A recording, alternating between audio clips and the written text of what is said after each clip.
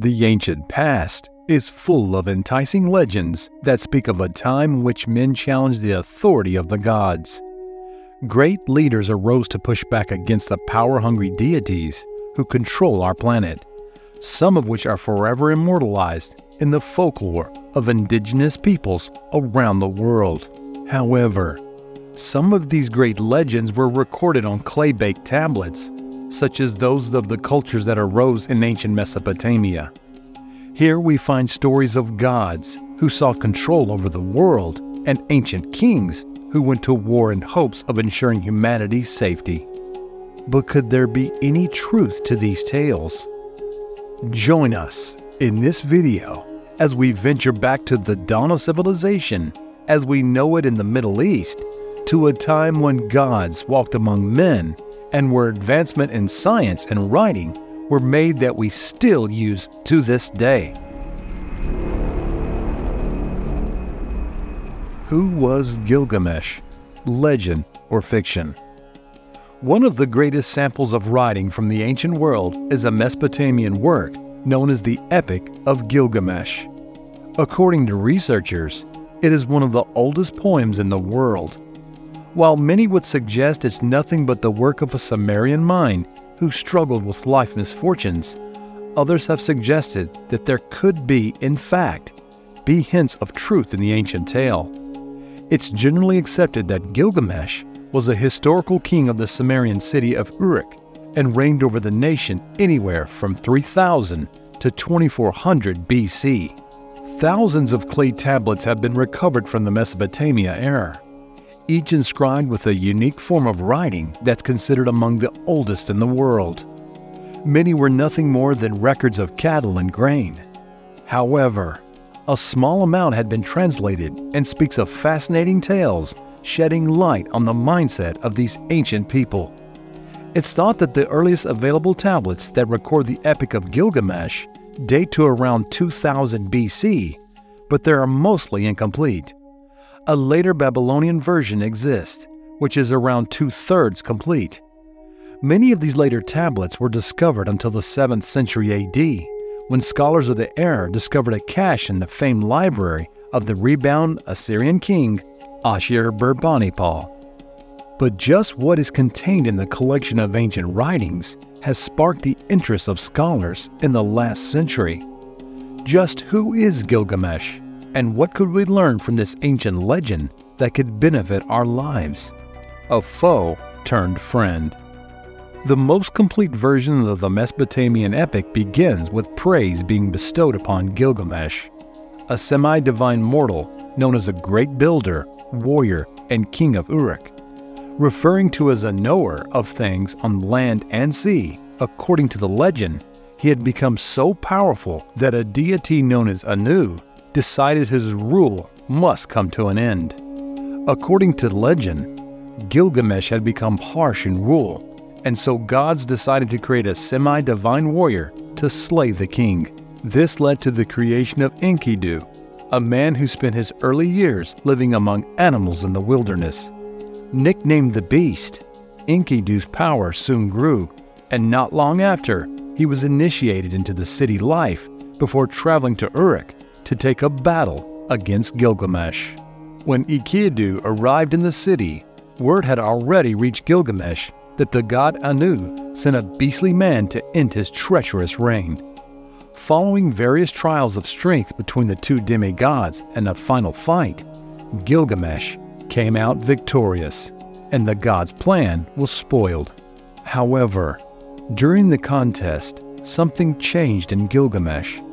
Instead of slaying Enkidu, he recognized the unique strength contained within his adversary, and the two went on to become great friends. The pair eventually decided to head off on a long journey to the Cedar Mountains and take on a monstrous deity known as Humbaba, who could control the storms and hold the power of the forest. Gilgamesh and Enkidu proved together they were no match for any earthbound deities and quickly killed Humbaba.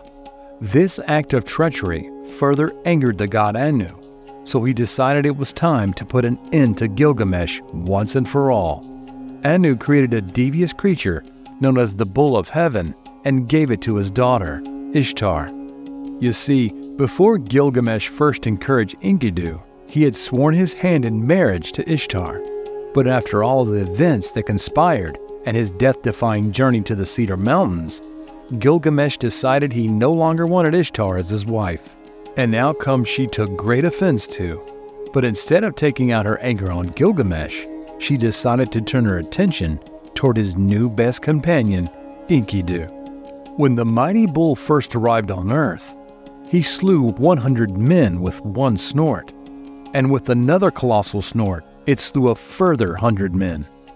The gods were happy with their creation and assumed it was strong enough to rid the world of Gilgamesh once and for all.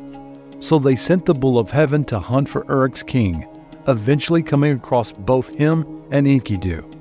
As the bull spotted the two companions, snorted and charged at Enkidu, but he was able to dodge the beast.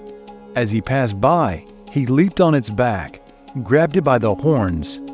Enkidu cried to Gilgamesh, "My friend, we boasted we could leave enduring names behind us. Now thrust your sword between the nape and the horns." So Gilgamesh followed the bull, pulled it by the thick of its tail, and thrust his sword between the nape and the horns, killing it instantly. When they killed the bull of heaven, they cut out his heart and gave it to the god Shamash, and the brothers rested. The night after Gilgamesh and Enkidu had slain the bull, the latter had a dream. He arose from his bed to tell Gilgamesh of the vision he just witnessed. "Oh, my friend, why do the great gods sit in council together?" When the day came, he said to Gilgamesh, "Ah, such a dream I had last night. All the gods, Anu, Enlil, Ea, and Shamash, sat on council, and Anu said to Enlil, because they had killed the bull of heaven and killed Hamaba, one of the two must die. Let it be the one who stripped the mountains of the cedar." Not long after, Enkidu fell sick with some unknown disease, and within a week, it was clear he would soon pass. Gilgamesh was distraught with his friend's sickness, and tears ran down his face as he knew his brother would soon leave the earth. Enkidu's last words of Gilgamesh were, "My friend, the great goddess cursed me, and I must die in shame. I shall not die like a man fallen in battle. I feared to fall, but happy is the man who falls in the battle, for I must die in shame." The search for immortality. Following the death of his newly acquired companion, Gilgamesh entered a bout of unforeseen depression. This ultimately led to the king to embark on yet another journey. Only this time, he was in search of a secret that could grant him eternal life. He had heard legends of a man known as Utnapishtim, an immortal who had survived the great flood that destroyed much of the world many eons ago. Gilgamesh searched throughout Mesopotamia's various city-states and surrounding villages, talking to many people, yet none could bring him to any closer to the godly figure. Then all of a sudden, one afternoon, he is directed towards a village after hearing a figure who lived there for centuries. Indeed, this was Utnapishtim, he thought to himself, and it was, in fact, the man he had spent months searching for. Gilgamesh begged the elder for the secrets to immortality, to which Utnapishtim replied with a challenge for the king of Uruk. The elder challenged Gilgamesh to leave his home and stay awake for 7 full days and nights. Then and only then would he reveal to the king all the secrets he received from the gods. Of course, Gilgamesh failed this task, but Utnapishtim decided to reveal his secrets. He introduced the king to specific plants that had qualities to reduce aging. Gilgamesh was over the moon and planned to return to Uruk immediately to share it with his people. However, on the long journey home, a snake steals the plant, leaving the king heartbroken. Tired and disappointed, Gilgamesh gives up in his lust for eternal life and returns home to Uruk empty-handed. But he had acquired a new level of wisdom and was now at peace with himself and the idea of his own mortality. The Epic of Gilgamesh has remained one of the greatest poems of the ancient world and has even played an influential role in modern literature. But more importantly, the themes throughout the Mesopotamia epic are found within later biblical and classical literature. All throughout the Bible, we find various themes, characters, and even plots that are first seen in the Epic of Gilgamesh.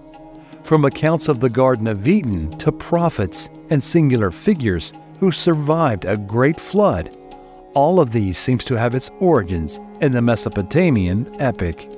To this day, those struggling with their own mortality may find some solace in the words spoken by the king of Uruk. Gilgamesh is quoted as having said, "Forget death, seek life." Let us know your thoughts on today's video in the comments section. Did you know a legend of the flood existed in Sumerian text? Was Gilgamesh's story based on reality? And what do you think about the Sumer texts of this era? If you enjoyed this video and would like to see more like it centered on ancient history, be sure to hit the subscribe button. As always, thanks for watching, and we'll see you next time.